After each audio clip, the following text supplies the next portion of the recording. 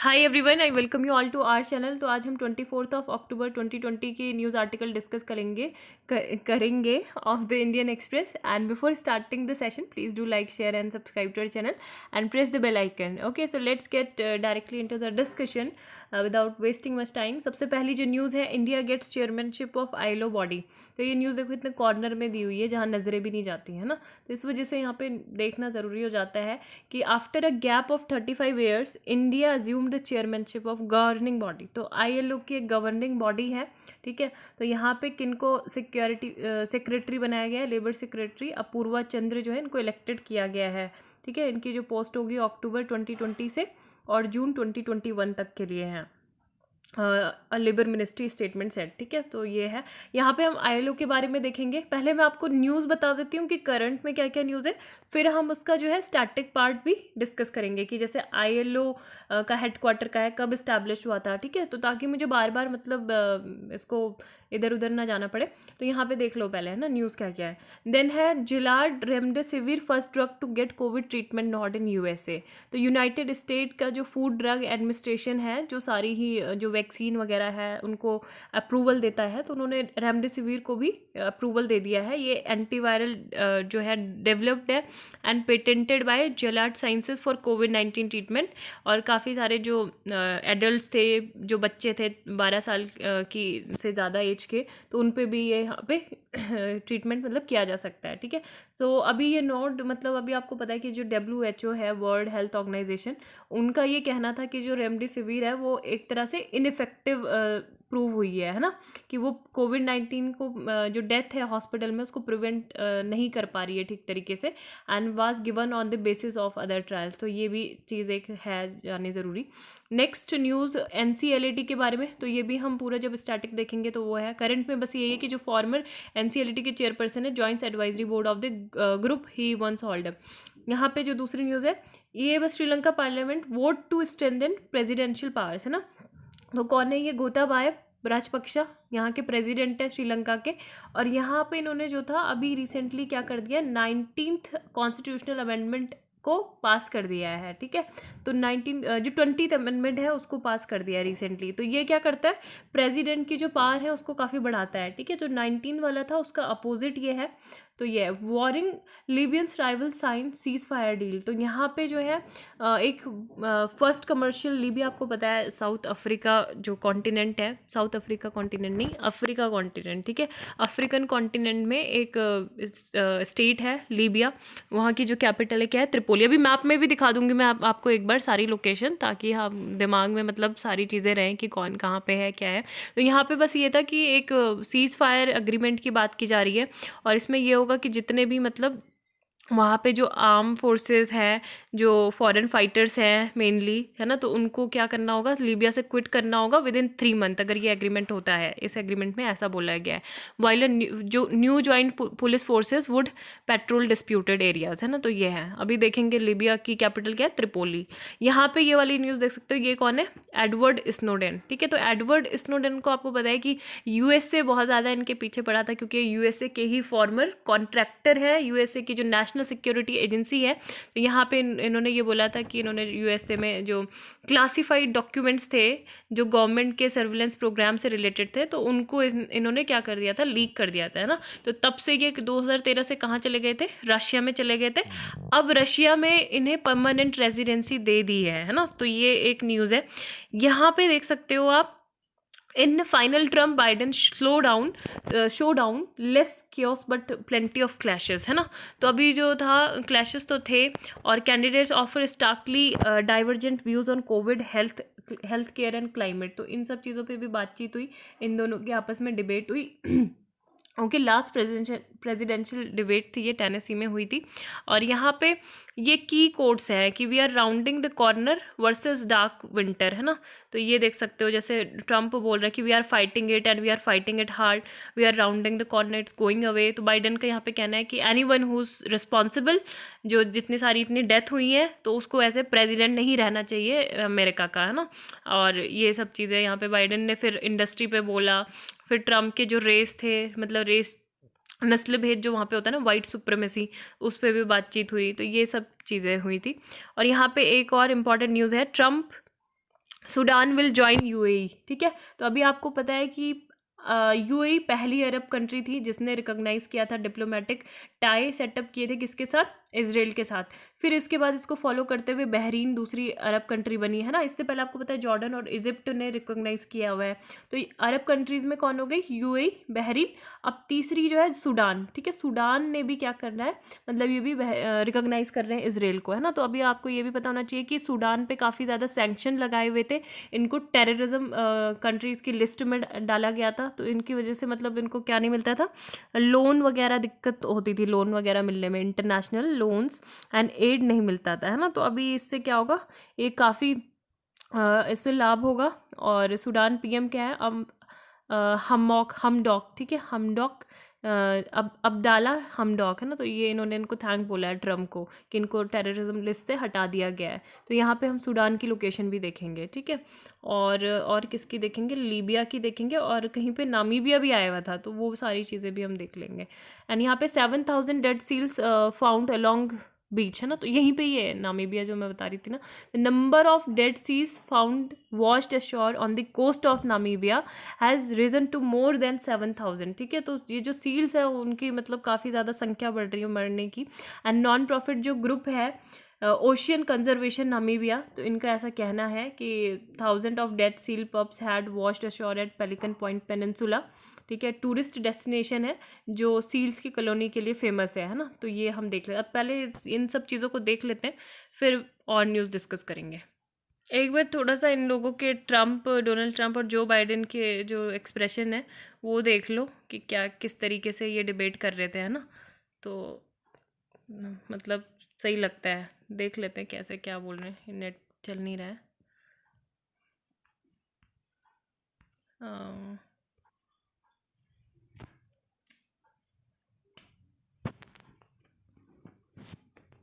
Racist fire. I ran because of Barack Obama, because you did a poor job. If I thought you did a good job, I would have never run. You know who I am. You know who he is. You know his character. You know my character. You know our reputations for honor and telling the truth.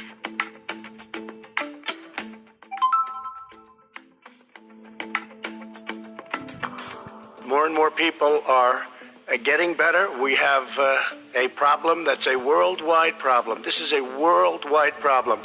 But I've been congratulated by the heads of many countries on what we've been able to do. It will go away, and as I say, we're rounding the turn, we're rounding the corner. It's going away. Anyone who's responsible for that many deaths should not remain as President of the United States of America. What I would do is make sure we have everyone encouraged to wear a mask all the time. I would make sure. तो यहाँ पे यही चीज़ है कि ये बोल रहे हैं कि हम मास्क पहनेंगे, उस पर फोकस करेंगे कि पूरे जो यूएसए के लोग हैं वो मास्क पे ज़्यादा फोकस करें। और वहीं आपको पता है कि ट्रम्प ने तो अपना जो मास्क था वो अपने लोगों के बीच में ही फेंक दिया था, है ना, कि लो मेरा मास्क आप ही पहन लो, मैं कोरोना पॉजिटिव भी था लेकिन अभी मैं पूरी तरह से ठीक हूँ। तो इतना ज़्यादा ये कोरोना वायरस को मानते अंते नहीं है कि ये है। और दूसरी चीज़ ये कि इंडिया के बारे में ये बोला कि जो भी कुछ कर रहा है, मतलब अगर हम क्लाइमेट चेंज की बात करें तो क्लाइमेट चेंज इंडिया के द्वारा, मतलब पोल्यूशन जो फैला रहे हैं अभी मेजर कंट्री चाइना है और इंडिया है, तो उससे अमेरिका को क्या लेना देना है ना। तो एक तरह से जैसे पेरिस डील से वो बाहर हट गए थे, और वहीं पे जो बाइडेन है तो इसको बोलते हैं वो दोबारा से मतलब क्या करेंगे, ये वाली जो ट्रीटी है इसमें इसको कंसीडर करेंगे, है ना। तो ये सारी थोड़ा सा दिल्ली के लिए ये सोचने वाली बातें हैं। और इसी पे एक एडिटोरियल भी था इसी से रिलेटेड, क्लाइमेट चेंज जो इशू इन्होंने यहाँ पे उठाया था, है ना।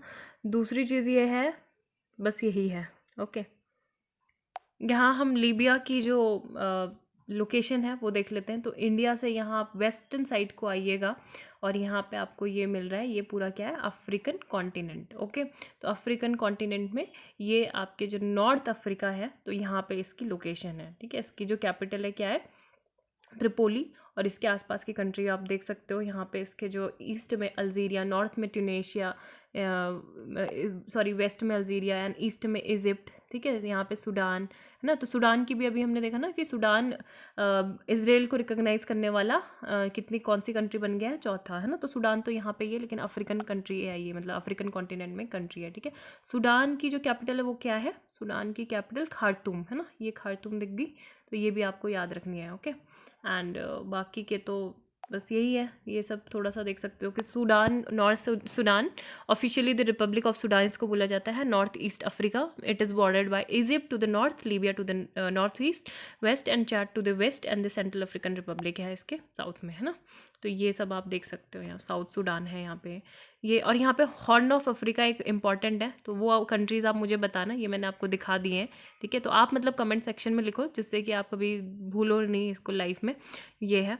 और यहाँ पे मैं नामीबिया की भी लोकेशन आपको दिखानी चाहती हूँ तो ये रही नामीबिया, ठीक है, ये है नामीबिया कंट्री, और यहाँ पे इसकी जो कैपिटल है वो क्या है, विंडहोक, है ना। तो यहीं पे आपका ये रिवीजन भी हो गया मैप का।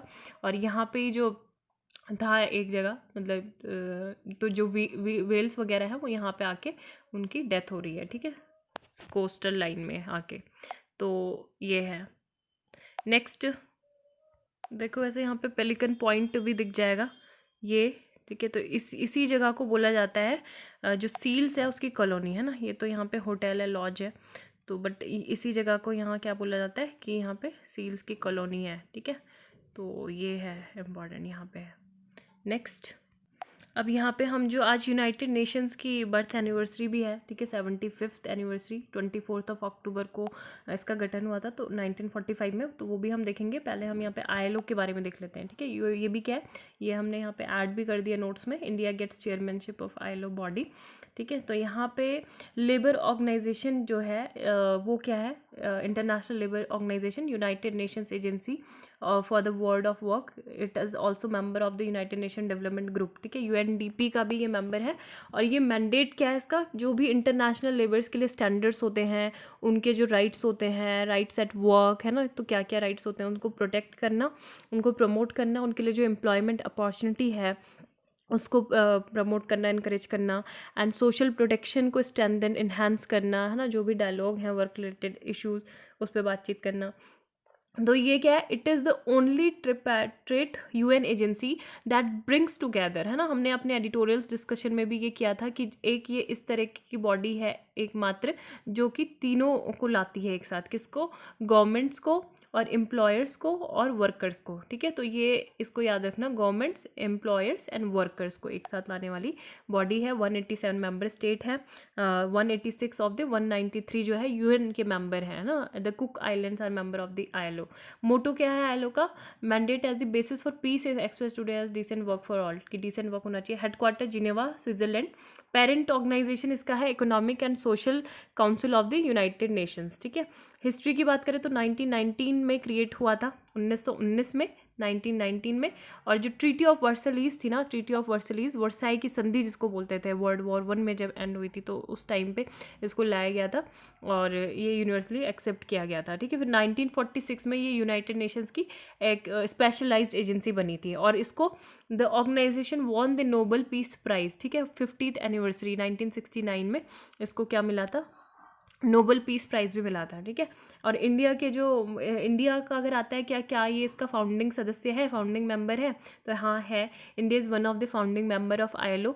और इंडिया ने 47 कंट्रीज़ में है ना, जिसने रेटिफाइड कर लिया है इस कन्वेंशन को during the century. Out of 8 core convention India is ratified 6 and 2 convention 138 and 182, है ना, which were related to child labour have been ratified the present government. तो ये इंपॉर्टेंट चीज़ आपको जानना ज़रूरी था रिलेटेड टू ILO।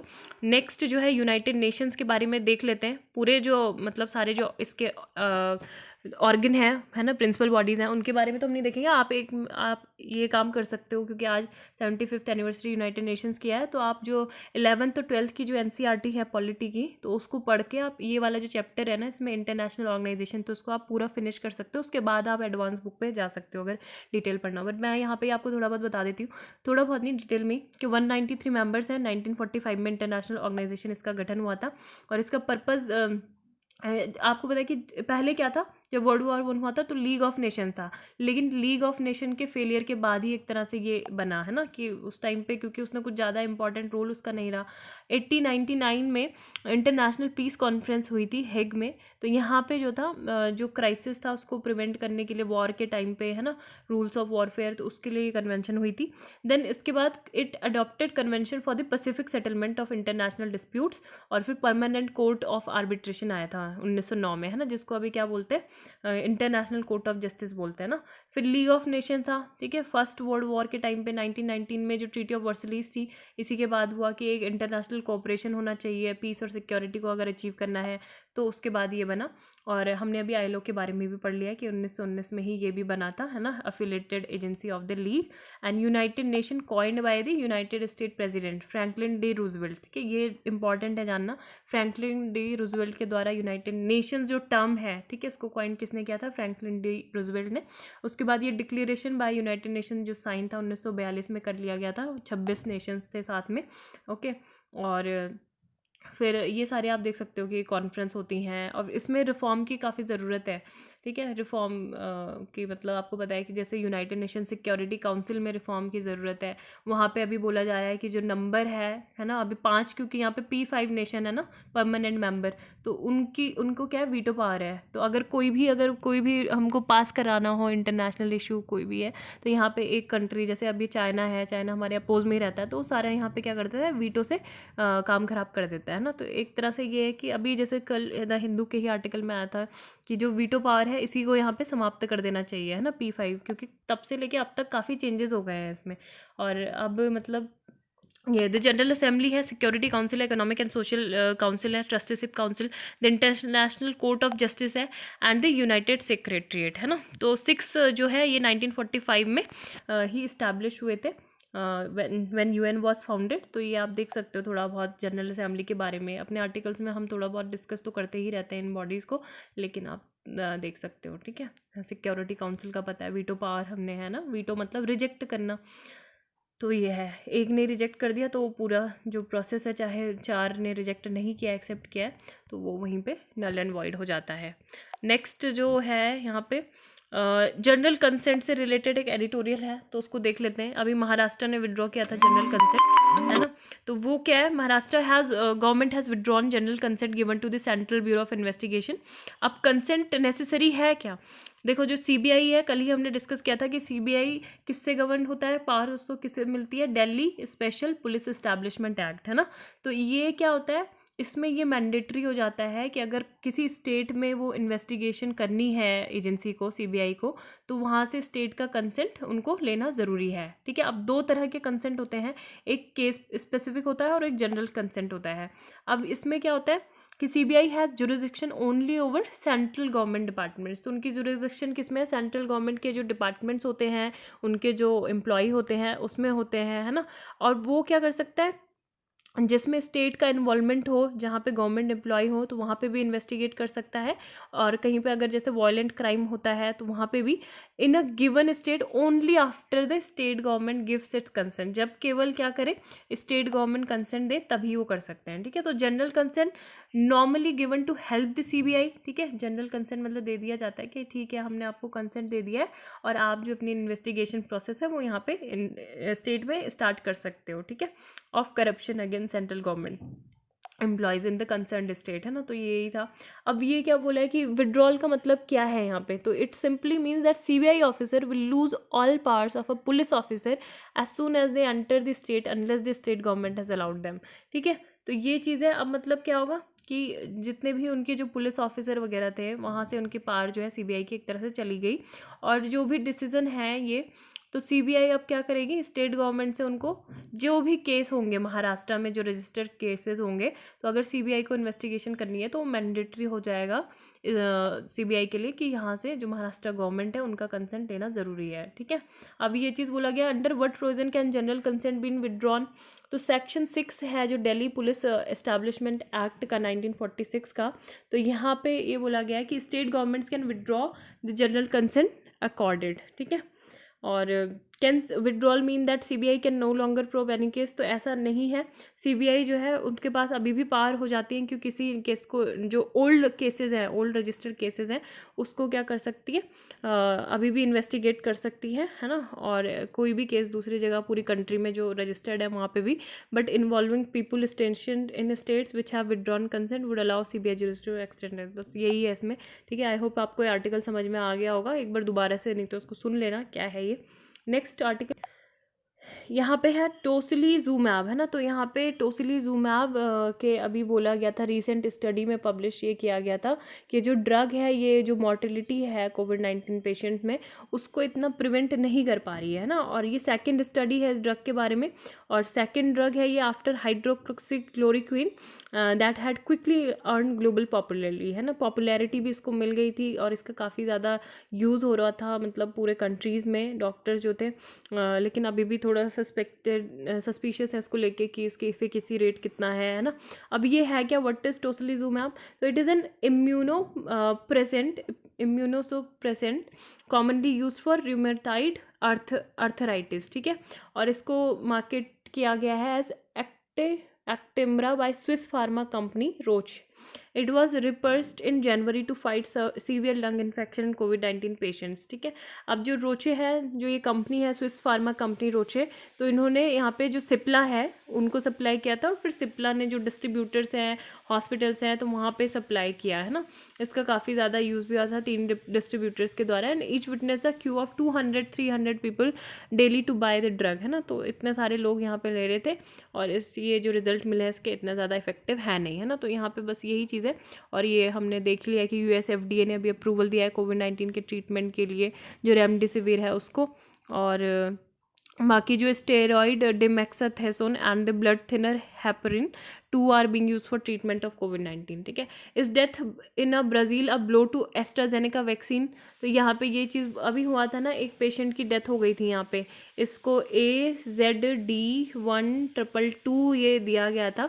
लेकिन यहाँ पे जो रिपोर्ट्स बता रही हैं कि ये उसको एक्चुअली में दिया नहीं गया था, उसके किसी और चीज़ों से डेथ हुई है। इस वजह से यहाँ पे जो ट्रायल्स हैं वैक्सीन के, वो रोके नहीं जाएंगे, और अभी भी क्या होंगे, ट्रायल्स चलते रहेंगे, है ना। तो ये चीज़ बोला गया है कि what happened at the trial and why is it important. तो यही सब है। अब इंडिया की यहाँ पे बात कर लेते हैं कि इंडिया में क्या है, पुणे में हेडक्वार्टर किसका है, सीरम इंस्टीट्यूट ऑफ इंडिया का।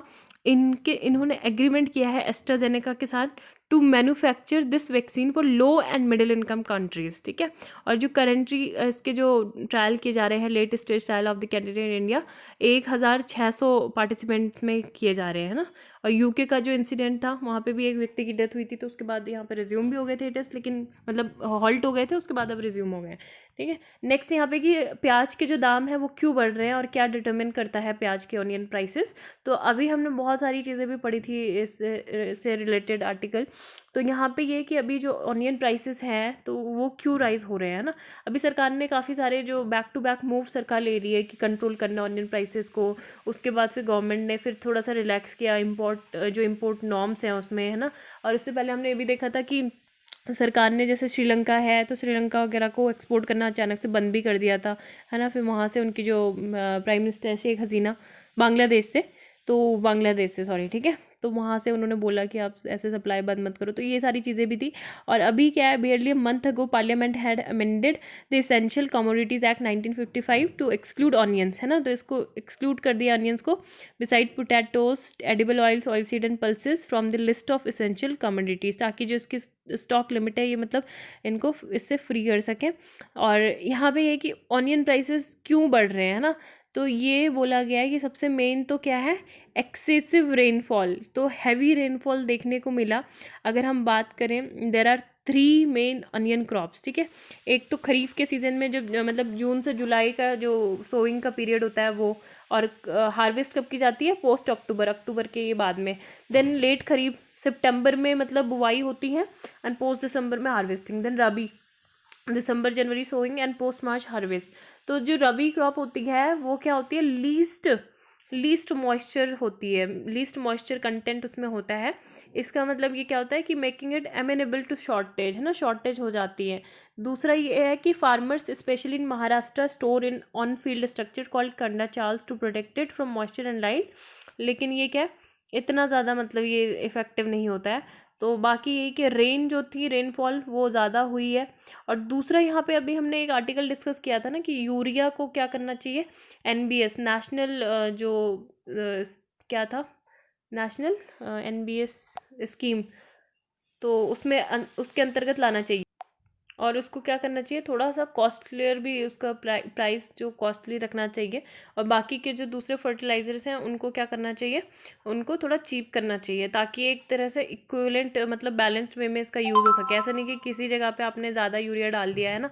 तो यहाँ पे हम उसका जो है एग्जाम्पल दे सकते हैं, क्योंकि अगर हम बात करें rain in the onion belt of Ahmednagar and Nashik and Pune had cause water seepage into the structure. एक तो ये है, तो यहाँ पे ये बोला है, देखो ये statement, the shelf life of the onion is lower this year due to over use of urea by farmers, है ना। तो ये एग्जांपल हम उधर ऐड कर सकते हैं। वो स्कीम आप देख लेना, क्या था, एनपीएस था या एनबीएस था, है ना, क्या था वो। तो उसमें due to over of urea by farmers, तो मतलब ये था कि यूरिया का एक्सेसिव यूज़, ओवर यूज़ कर लिया फार्मर्स ने। तो इस वजह से क्या होता है, जो ऑनियन की जो शेल्फ लाइफ होती है वो कम हो जाती है ना। तो वो रिड्यूस कर देता है ऑनियन की शेल्फ लाइफ को। तो ये हम यहाँ से एक एग्जांपल लिख सकते हैं। तो अब यही चीज़ें बोली गई हैं। जो मेन जो कंट्रीज़ हैं जहाँ से हम इंपोर्ट करते हैं वो कौन है, ईरान, टर्की और अनियन प्रोड्यूसिंग नेशंस हैं, है ना। तो यहाँ से जो था 600 टोन्स के जो अनियन थे वो भी आए थे साउथ इंडिया में। एंड गवर्नमेंट ने अभी री इंट्रोड्यूस किया है इसको, स्टॉक लिमिट को, है ना। तो ये चीज़ें हैं, now allowed to stock up 25 tons onion and retail traders up to 2 tons. और ये भी ट्रेडर्स का ये कहना है कि जो अनियन की जो डिमांड है वो मेनली ऐसा नहीं है कि जो रिटेलर्स हैं, रिटेल बायर्स हैं, उनकी साइड से नहीं आती है, लेकिन ज़्यादा कहाँ से आती है, जो हॉस्पिटलिटी सेगमेंट है, इंडस्ट्री, या फिर जो होटल इंडस्ट्री है, ठीक है, तो वहाँ से ये डिमांड ज़्यादा आती है। तो ये चीज़ भी बोला गया। और इसके अलावा क्या है कि जो स्टॉक लिमिट्स होती है have been a potent weapon for controlling price, but even after, अगर आपने चाहे एक्सपोर्ट को भी बैन कर दिया है ना, आप बांग्लादेश वगैरह किसी को नहीं भेज रहे हो, लेकिन अभी भी तभी भी क्या होंगे, जो प्राइस है वो राइज करते जाएंगे। क्यों बढ़ते जाएंगे प्राइस, क्योंकि अभी भी क्या है, जो सप्लाई और डिमांड का मिसमैच है ना। तो ये चीज़ है। What are the prospect for the next crop, तो ये बोला गया है कि अब देखो, जैसे आपने कोई फसल उगाई है और आपने उसको कल्टीवेट कर दिया है, तो उसके बाद आपको सीड्स उससे बचते हैं ना, बीज रहते हैं, तो आप उसको नेक्स्ट ईयर के लिए आप संभाल के रखते हो, या हम फिर से इसको मतलब उसके सोइंग करेंगे। तो लेकिन अभी क्या था, फार्मर ने थोड़ा सा यहाँ पे हैस्टली ये सब कदम उठाए, उन्होंने जल्दीबाजी में जो सीड्स थे वो भी सेव करके नहीं रखे, और जो क्रॉप है उसको ऐसे ही मतलब क्या कर दिया, बेच दिया, मतलब, है ना। तो यही सब चीज़ें हैं। तो इससे क्या हो गया, डायर मतलब शॉर्टेज हो सकती है of onion seed which can cast a shadow on the all important rabi season. तो ये चीज़ है ना। Next, IMD launches guidance system for South Asia to tackle flash floods, है ना। तो यहाँ पे ये देख सकते हो कि एक तो पहले WMO का डेटा, ये स्टैटिक्स का क्या कहना है कि suggest that the world over, पूरे दुनिया में 5000 लोग जो हैं एनुअली फ्लैश फ्लड से उनकी डेथ होती है, ठीक है। Despite such high mortality there is no robust forecasting और warning system for flash floods available. तो यहाँ पे जो हमारा इंडियन मेट्रोलॉजिकल डिपार्टमेंट है, इन्होंने लॉन्च किया है south Asian flash flood guidance system. तो FFGS अगर पूछा जाएगा ये किससे रिलेटेड है, तो पहले तो ये किससे, फोरकास्ट गाइडेंस सिस्टम है, और इसका नाम क्या है, फ्लैश फ्लड गाइडेंस सिस्टम, ठीक है। फ्लैश फ्लड गाइडेंस सिस्टम है। इसको क्यों किया गया है, ये डिजास्टर मैनेजमेंट में हेल्प करने के लिए डिजास्टर मैनेजमेंट टीम की, and government formulated timely evacuation plans ahead of flooding, है ना। तो कौन कौन से साउथ ईस्ट एशिया रीजन में कौन आते हैं, India, Bhutan, Sri Lanka, Bangladesh, Nepal will share their hydrological and metrological data, ठीक है। सब सारी देशों का ये डेटा शेयर होगा, और ये हेल्प करेगा फोरकास्ट में फ्लैश फ्लड्स की। And India's National Disaster Management Authority की भी, and Central Water Commission too have partnered in this system, ठीक है। तो ये चीज़ें याद रखनी है। एंड FFGS सेंटर जो होगा एक न्यू दिल्ली में स्टैब्लिश किया जाएगा, where weather modelling and analysis of rainfall data from member countries will be carried out. अब ये जो रेनफॉल होगा उसमें जो फ्लडिंग सिनेरियो है, वो जो फ्लैश फ्लड वार्निंग होगा, ये इशूड की जाएंगी रिस्पेक्टिव नेशंस को, कि आपके यहाँ पे जो है फ्लैश फ्लड थ्रेट वार्निंग 6 घंटे पहले ही बता दिया जाएगा, कि जो भी मतलब फ्लड रिस्क वार्निंग है वो रिलीज़ कर दी जाएगी, ठीक है। Flood risk warning way issue 24 hours in advance, और जो वाटर शेड लेवल है उसके बारे में भी 12 घंटे पहले ही पता चल जाएगा, है ना। तो ये है। यहाँ पे IMD के बारे में देख लेते हैं, और कोई इंपॉर्टेंट न्यूज़ है तो उसको यहीं पे हम देखते हैं क्या है। हाँ, तो ये एक यही है कि 6 ईयर ओल्ड रेप्ड किल्ड, तो ये मतलब उन लोगों के लिए है, उन नेताओं को देखना चाहिए ये, जो बोलते हैं कि लड़कियां छोटे कपड़े पहनती हैं, वैसे कपड़े पहनती हैं, है ना। तो ये सब चीज़ें हैं, मतलब यहाँ पे देख सकते हो कि किस तरीके से चीज़ें हो रही हैं, बहुत सारी न्यूज़ इसी से रिलेटेड है। यहाँ पे सीधा हम IMD के बारे में देख लेते हैं।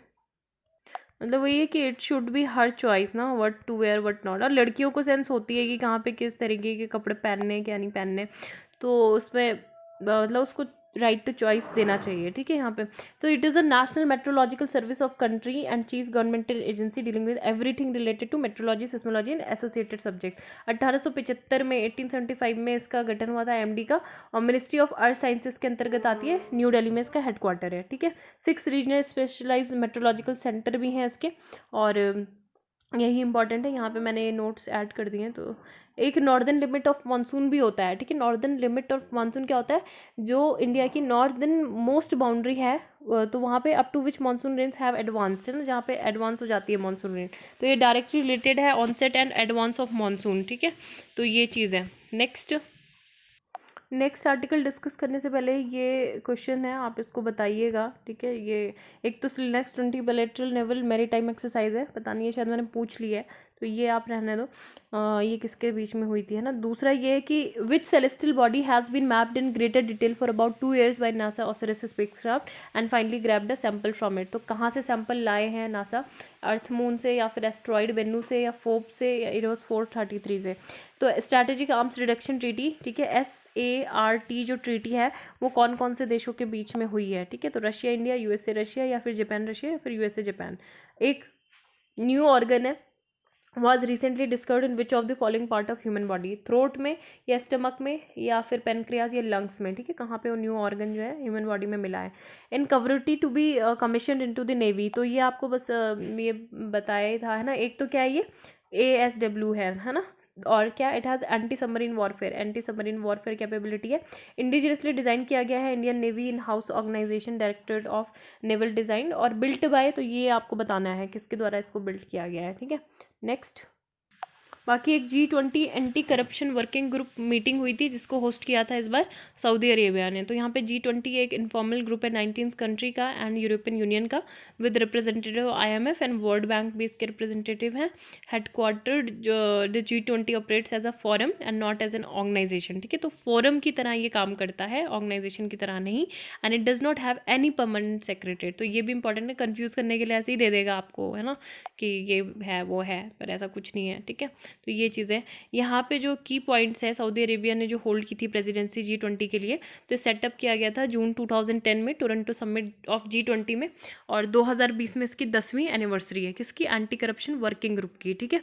तो यहाँ पे ऑब्जेक्टिव भी देख सकते हो कि कॉम्प्रिहेंसिव रिकमेंडेशन देना जो भी लीडर्स हैं यहाँ के, और वो क्या, practical and valuable contribution to international efforts to combat corruption, ठीक है। और इसमें क्या है, ये सारे एक्टिवली ये वर्क करता है वर्ल्ड बैंक ग्रुप के साथ, OECD के साथ, UNODC, IMF और FATF के साथ, है ना। FATF के बारे में भी आया कि पाकिस्तान है इसको ग्रे लिस्ट में ही रखा जाएगा, और अभी क्योंकि जो 27 एक्शन प्लान था उस पर इन्होंने पूरी तरीके से 6 पॉइंट में अभी भी काम करना बाकी है, इस वजह से इनको नहीं हटाया जा रहा है। लेकिन ये है कि ब्लैक लिस्ट में इनको नहीं रखा जा रहा है ना। और FATF के बारे में मैंने कल 37 मेंबर बताया था, तो 39 मेंबर हैं, ठीक है। 39 मेंबर, आप इसको अपने नोट्स में ऐड ऑन कर लेना। और 1989 को इसका गठन हुआ था, हेडक्वार्टर पेरिस में है, ठीक है, फ्रांस में। और इसमें मतलब वो भी है ना, दो क्या कहते हैं उसको, गल्फ कंट्रीज़ जो है, गल्फ कॉपरेशन कंट्रीज़, और जो यूरोपियन कमीशन है वो भी इसमें है, ठीक है। G7 कंट्रीज़ का इनिशिएटिव ये था। अब इस आर्टिकल में यही डिस्कस किया गया है कि सऊदी अरेबिया की प्रेसिडेंसी में मतलब काफ़ी अच्छा एक अच्छे बेहतर भविष्य के लिए काम किया है, क्योंकि सऊदी अरेबिया जो है Republic of India and kingdom of Saudi Arabia, इन्होंने काफ़ी ज़्यादा हमारी डीप रूटेड हिस्ट्री रही है म्यूचुअल ट्रस्ट बिलेटरल कोऑपरेशन की, और हमारे जो ट्रेड एंड कल्चर हैं वो शेयर ट्रेड कल्चर्स हैं, है ना, काफ़ी टाइम से। तो अभी यही चीज़ है कि उन्होंने विजिट भी किया था 2019 में, सलमान ने, है ना, प्रिंस मोहम्मद बिन सलमान ने न्यू दिल्ली में, एंड काफ़ी इंपॉर्टेंट डिसीजन भी उसमें लिए गए थे। G20 presidency, we are at the cusp of another transformation and our strategic cooperation वगैरह ये सब बढ़ रहे हैं। तो यहाँ पे इन्होंने ये बोला है कि सऊदी अरेबिया ने इस बार मतलब बहुत इम्प्रूवमेंट करने वाली वो कंट्री रही है। अगर बात करें हम improving among 190 countries by the world bank women business and the law 2020 report, ठीक है। तो एक ये रिपोर्ट पब्लिश की गई थी वर्ल्ड बैंक के द्वारा, women business and the law 2020 report. तो इसमें टॉप परफॉर्मर ये रहा है ना। It is also the most improve country in the world for doing business. तो बिजनेस के लिए भी ये इम्प्रूवमेंट काफ़ी ज़्यादा इन्होंने किया है, नंबर ऑफ रिफॉर्म्स ये लाए हैं। और यहाँ पे ये बोला गया है कि G20 की जो प्रेसिडेंसी है, मतलब ये करते हैं ग्लोबल कोऑपरेशन को डीपन करते हैं, और जो थीम थी realising opportunity of 21st century for all, ठीक है। तो अभी जो हमने पढ़ा ना, उसकी जो G20 की वर्किंग करप्शन ये जो थीम है वो ये है, realising opportunities of the 21st century for all, and presidency is working with G20 member of 3 essential pillars. तो 3 एसेंशियल पिलर क्या है वो, एक तो पीपल को क्या करना, यूथ को और स्पेशली वुमेन को एम्पावर करना। दूसरा ये है कि जो असमानताएं हैं, इनइक्वलिटीज़ हैं, तो उसको क्या करना, टैकल करना। देन प्लैनेट को हमारे सेफ गार्ड एक प्रोटेक्शन देना, fostering collective effort to protect our natural resources and putting sustainability at the heart of the agenda, ठीक है। तो ये सारे हैं। न्यू फ्रंटियर्स को अडॉप्ट करना, long term and bold strategy to share the benefits of innovation and technological advancement. ये अब इसमें क्या बोला टेक्नोलॉजिकल एडवांसमेंट में कि जैसे AI है उसका यूज़ होना चाहिए हमारे एजुकेशन सेक्टर और हेल्थ सेक्टर को इम्प्रूव करने के लिए, है ना। दूसरी यहाँ पे एक बात हुई है एम्पावर की, IMPWER। तो अगर ये भी आ जाता है तो ये किस चीज़ से रिलेटेड है, empowerment and progression of women's economic representation, ठीक है। तो इसको लिख लो कहीं पे, ये या फिर स्क्रीनशॉट ले लो, बहुत इंपॉर्टेंट ये है। Forum constitute by G20। तो G20 ने ही ये फोरम को कॉन्स्टिट्यूट किया है, and is developing an action plan to identify key focus areas and conducted global research to advocate for the advancement of women in leadership, है ना। तो private sector में भी उनकी भी, महिलाओं की भी लीडरशिप हो, तो ये सारी चीज़ें। तो बस इसमें यही आर्टिकल में था। लॉकडाउन जोन वर्क, ये दोनों आर्टिकल भी इंपॉर्टेंट नहीं है, ये फार्म रिफॉर्म से ही रिलेटेड है। हम काफ़ी सारे आर्टिकल डिस्कस कर चुके हैं। और हीट फ्रॉम वॉशिंगटन, तो ये मैं बता ही चुकी हूँ आपको कि यहाँ पे जो डिबेट निकल के आई थी, फाइनल डिबेट, जहाँ पे म्यूट ऑप्शन भी दिया था 2 मिनट के लिए, मतलब कोई दूसरा नहीं बोल सकता, है ना, एक कोई बोलना है। तो ये था, उसमें क्लाइमेट चेंज से रिलेटेड ही है। सेंटर ब्यूरो, तो ये जनरल कंसेंट से रिलेटेड हम बता ही चुके हैं। राइडर्स टू द सी, तो क्वाड के बारे में हमने बहुत सारे आर्टिकल डिस्कस कर लिए हैं, इन दोनों को आप मिला के ही पढ़ना। क्वाड जिसमें कौन है, इंडिया, जापान, ऑस्ट्रेलिया, ठीक है, एंड US। तो इस ये चारों ही कंट्री मालाबार एक्सरसाइज में भी अभी पार्टिसिपेट करेंगे, ऑस्ट्रेलिया को भी ऐड किया गया है। Then Yogi launches women help desk at all police station, तो सारे पुलिस स्टेशन में वुमेन हेल्प। तो वर्चुअल लॉन्च था, यहाँ पे इन्होंने बोला महिलाओं के सम्मान को संस्कार बनाना होगा, है ना।